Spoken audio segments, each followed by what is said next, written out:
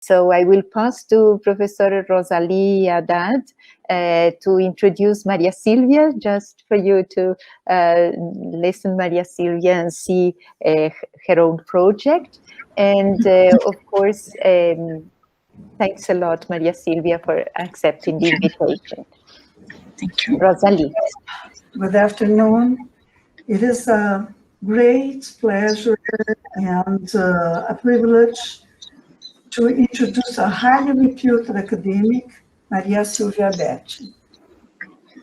She is a professor and graduate supervisor in the postgraduate program in Linguistic and Literary Studies in English, linked to the Department of Modern Language at the Faculty of Philosophy, Literature, and Human Science of the University of São Paulo, and in the postgraduate program in Performing Arts of ECE, ECA, also at the University of São Paulo.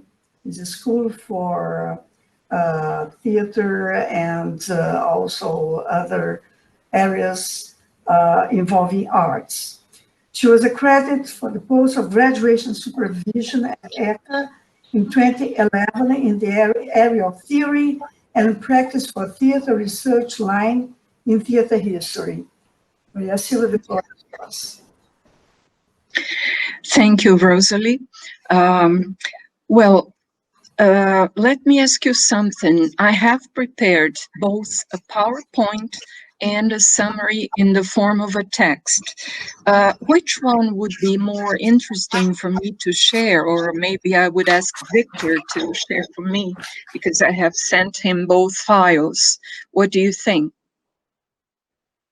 Perhaps the PowerPoint, Maria Silvia, I do not know. I haven't seen it, so choose yourself. You are the one who are on the... Well, I don't know. Well, I sent both files. I sent Victor both files.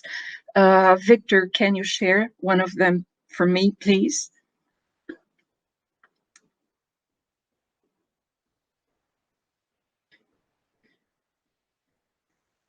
Okay, well, public policies for the theater in the city of São Paulo. Well, until the last decades of the 20th century, until the 1990s, there was a strong encouragement of corporative sponsoring of for culture and arts. So there are no public policies for culture and arts.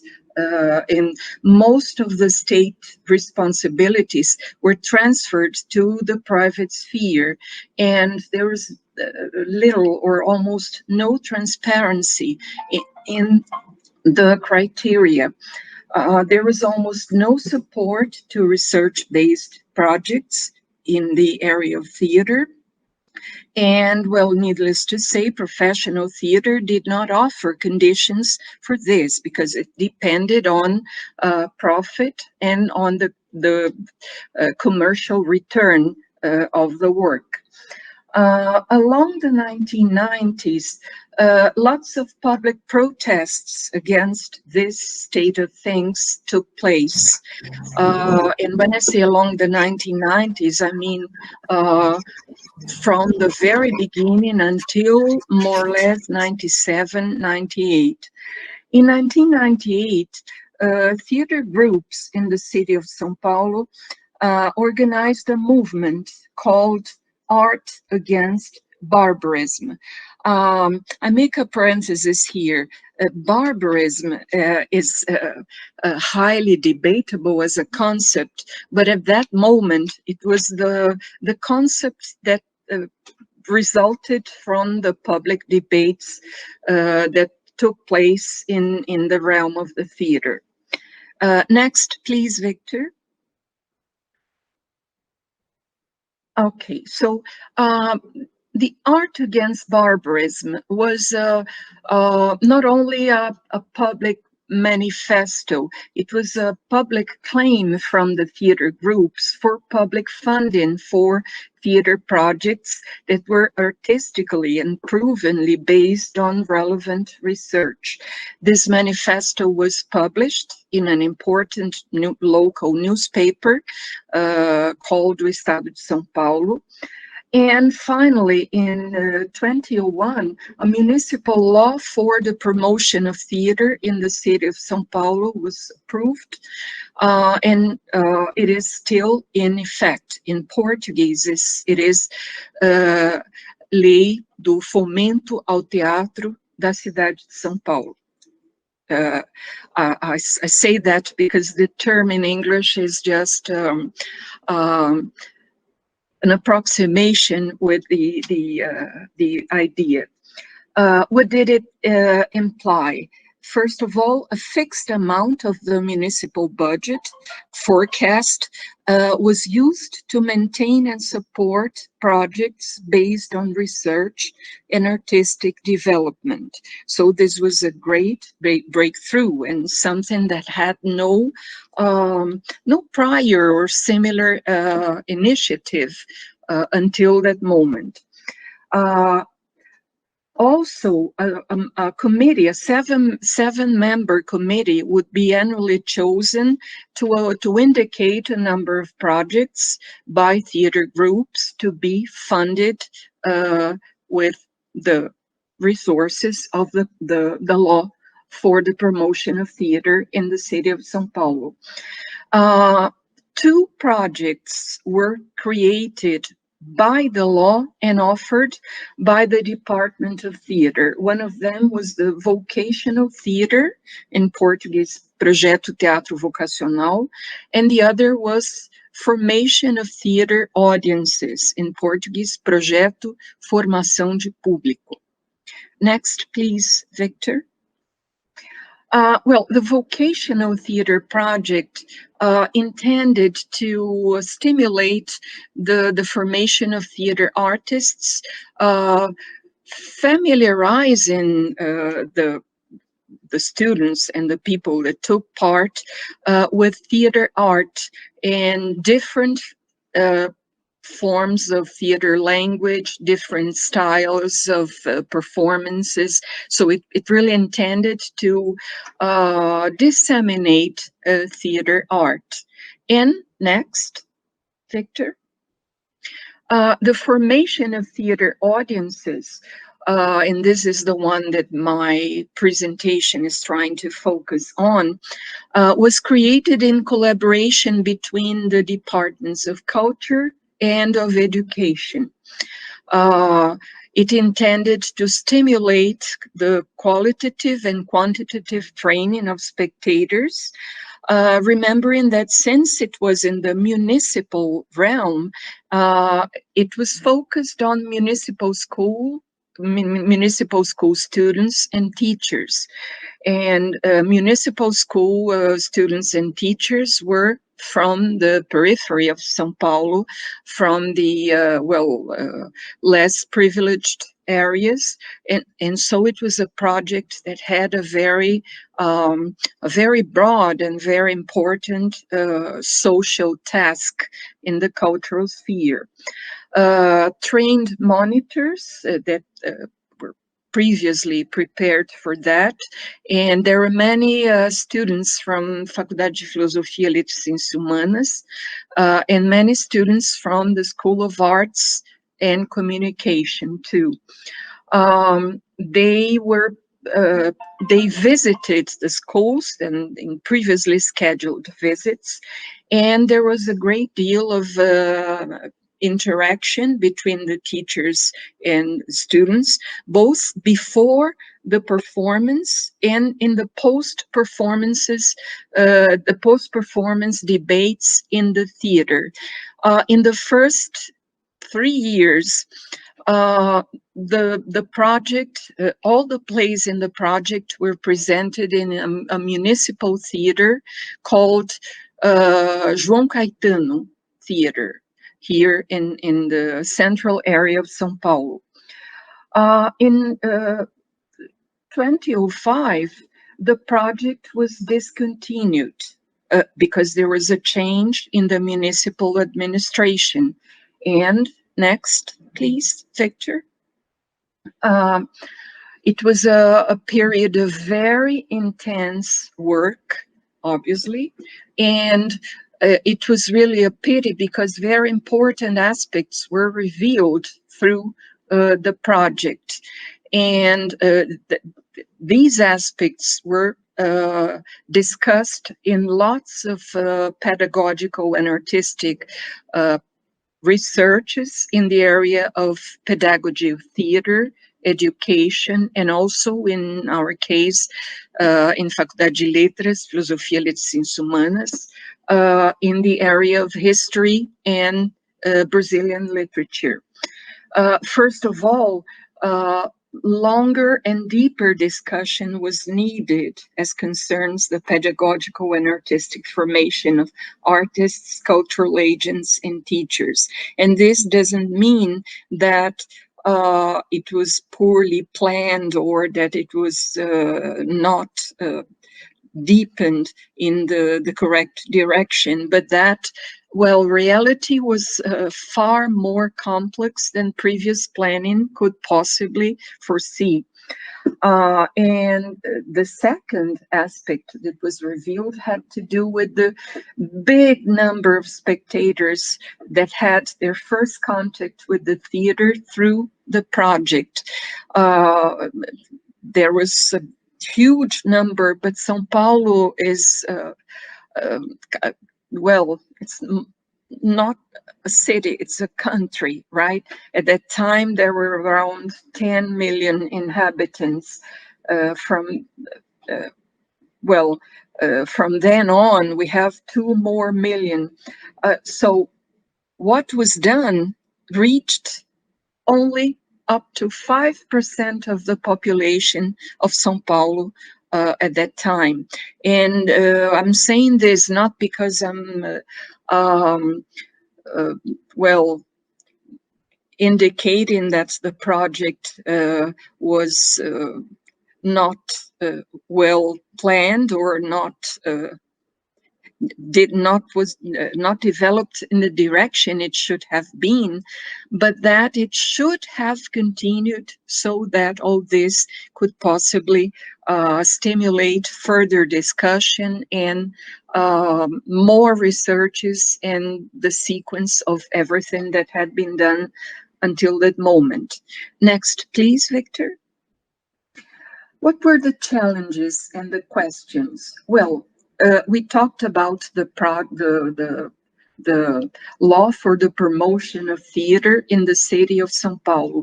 When the law was passed and enacted, and it is still in effect, the number of theater groups was tremendously smaller, and there has been a considerable increase in the number of theater groups.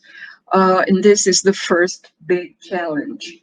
The policies for the areas of culture have been particularly adverse, particularly unfair. And we have observed a dismantling of public policies, both for education and culture, particularly in this period we are presently living in the context of the pandemic, in the context of COVID. So we have not only bad policies for culture and bad federal policies for the sanitary area, for the containment of the pandemic. And needless to say, the restraints to democracy and free expression in the country and in São Paulo as well. The question is this going to be cultural trauma? Will this be a trauma inscribed in the minds and in the forms of work of workers in the areas of theater, arts here in São Paulo? And will live theater and public education survive as such? And in this particular respect, I think we can recall at this moment some lines from a poem by Bertolt Brecht. Victor, please, the next one. In 1939, Brecht wrote the Swedenborg poems, and one of the poems has to do with dark times. And I think we are presently living dark times in all areas here in Brazil, in São Paulo, particularly as relates health, education, and public institutions. Brecht's poem says, "In the dark times, will there also be singing? Yes, there will also be singing about the dark times." So this is a very brief presentation, and I'm now open to questions or comments by both Rosalie and the other people attending us in YouTube. Thank you very much. Miriam, would you like to make any comments, ask any questions? Because one question after you. Well, okay. Well, thank you, Maria Silva. That was fantastic. It is. You have turned off your micro, Miriam.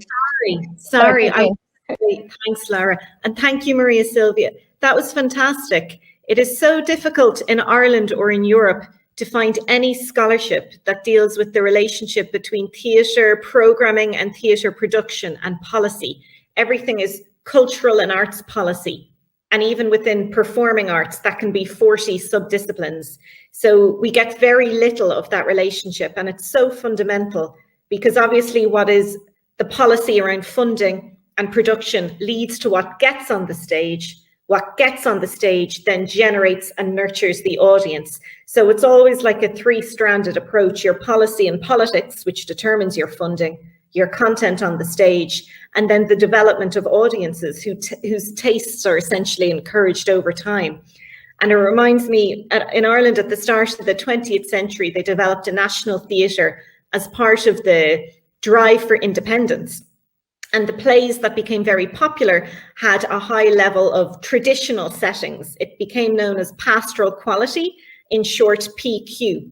And it was so popular and it toured so well among the diaspora, particularly the Irish Americans, that for any play to get onto the national stage, there was talk that there had to be sufficient level of PQ, pastoral quality, to the extent that we nearly have a 20th century canon that is largely traditional and very little urban, because all the focus was on the policy and the funding, which then led to the creation of the content, which then nurtured the audience taste.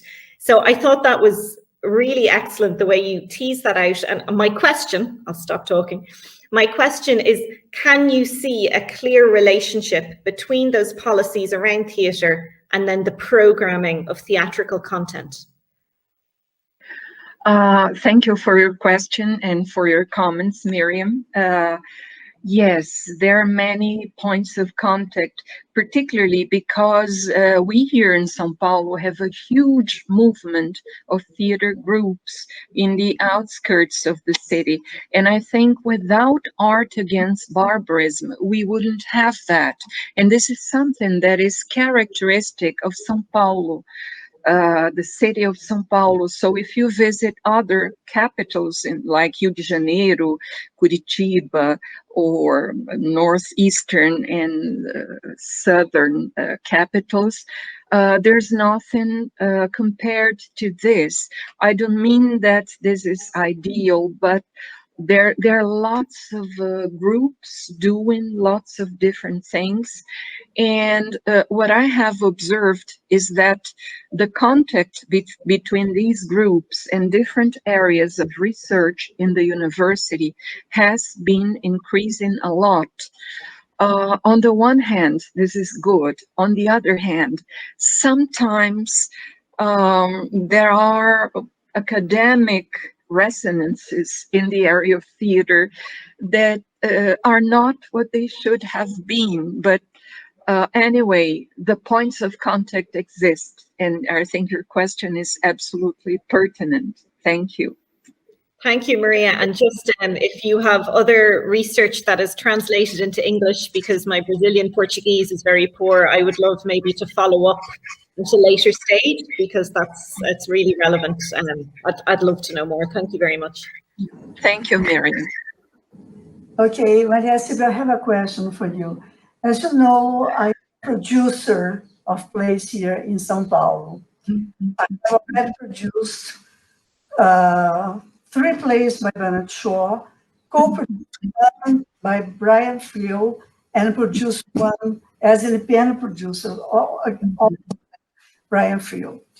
And I'd like to ask you, from your point of view, if we can say anything ahead, if we can think again, anything ahead during these chaotic times and this chaotic government. From your point of view, what should have been done from private sponsors to present the present situation of theater in Brazil, even before the pandemic? Thank you for your question, Rosalie. Well, I think from my point of view, I think the public sphere should always be the focus. It should not withdraw from the scenery of public action, right? What happens here, and well, I know of your work as a producer and a researcher. It's absolutely great and in all aspects. But what we tend to have, and now I'm talking about my area that is not only Brazilian theater, but also American theater. It's very expensive for theater groups to acquire the rights, okay? And many times, for example, in March last year, a very important theater group here in São Paulo called Grupo Tapa was staging a play by Edward Albee, a 1977 play called Counting the Ways. Counting the Ways, as you know, is the title of a sonnet by Elizabeth Barrett Browning, and Edward Albee wrote a one-act play based on, well, it was a kind of theatrical divertissement based on that line by Elizabeth Barrett Browning's sonnet. Now, and the play was a huge success. It was being presented in a 50-seat room, and there were debates after the presentations, and the spectators were tremendously interactive and interested. Then, we had the coming of the pandemic, and the group, the director, wanted to present the play online, but Edward Albee's agents did not allow. And it was really a pity, because it was a very verbal play. It was very interesting from the point of view of the dialogues, and it would have been a very interesting possibility. Sometimes we have so many difficulties in this area that it's even hard to describe them. I think you as a producer you are a very special producer, because you are a researcher as well. And this is not the rule, right? And as concerns American dramatists, the scenery is absolutely different from and harder from the point of view of possibilities. Very, very expensive commercial rights, even by dramatists who have already died and who left no heirs, right? But they have no heirs, but they have agents, right? This is the rule. I don't think in terms of what should have been, but what should be done from now on. And I think one of the things that has to be done is to to openly discuss this, because people who research have no idea about the material sphere. They think only in terms of the place published and the discussion of ideas, but they don't have the notion of concrete reality, of the concrete structure of society outside the university and outside of theater. And I think your work has to be praised in all areas about this. I don't know if I answered the question, the point you... Yeah, do I have time for a second question that you mentioned? Do I have time for a short one? You mentioned the federal incentive law to culture, also called Lei Rouanet. Well, this can be very helpful, and we've seen lately that it can also inspire corruption. Weddings were being supported by Lei Rouanet. Baptisms, debutante parties were being supported by Lei Rouanet. Well, okay.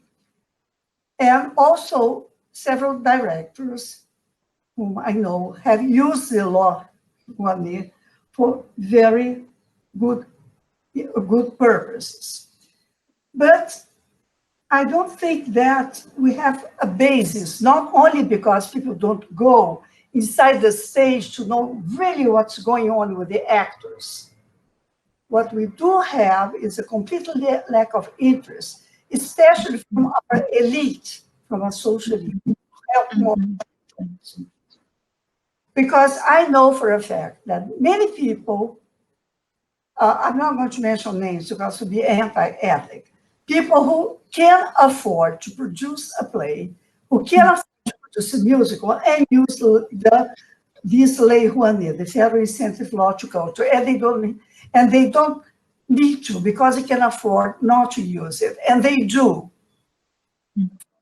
very meaningless purposes. So unless we have a social conscience, and that performing arts in Brazil is the first one, is the first role to suffer budget cuts. In this government, humanities, culture, theater do not exist. Forget about it. Research funds have been cut. I know that universities have been threatened by the government. Well, I have been producing video books during the pandemic. And this is a way that I found to help.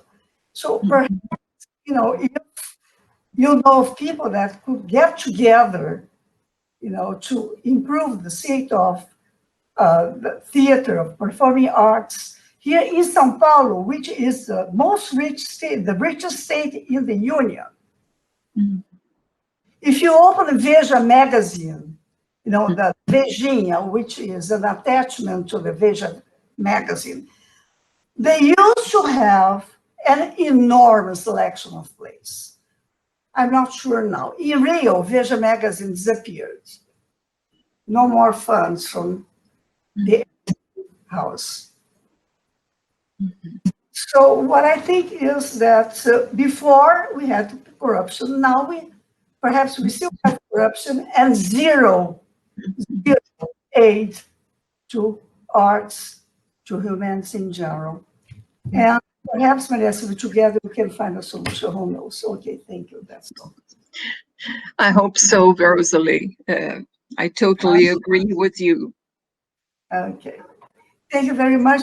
So now we can go. Okay.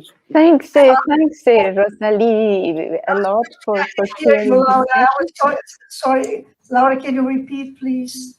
No, just to thank you for sharing this session. Maria Silvia's excellent presentation that gives us a panorama of our context, present context also, and how important it was, that project at the time that they have developed. It was a 3-year project, and I hope that not far away, we would say in the near future, to recover that project and to put more energy on that, our governments, and see that culture is the main, how do you say, tool to reach society and to represent in a way the expectations that society has and how they could really be part of a great change that we need indeed at this moment.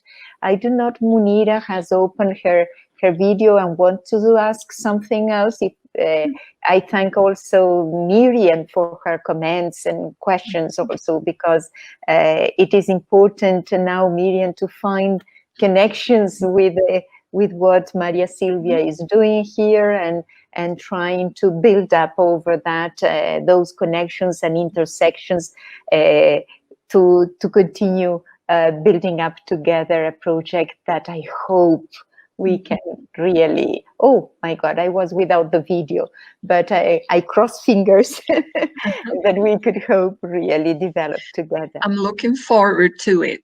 Thank you. Munira, would you like to say something? Microphone. Yes, I really think there's a lot of resonances between the work Maria Silva has outlined and a lot of the theatre and activism and advocacy happening in Ireland. So I feel confident we can really share ideas, and I think for students and for research to have those conversations are so important. What's obvious to me is I just need to learn Portuguese. I keep saying I'll do it, and then I have an excuse, and I need a deadline.